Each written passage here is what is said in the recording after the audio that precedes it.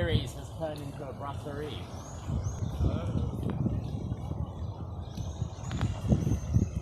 There's a lock bridge. So I think the bridge will open. You can see the little gap there on the railing. So it will open up and let the boats through. Traffic light,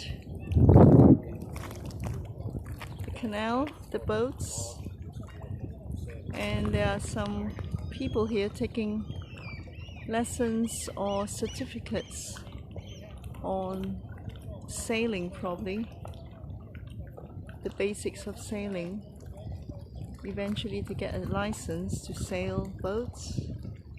And the yellow building behind is the Tourist Information Center, which is quite nice. Used to be the office of the Göta Canal company.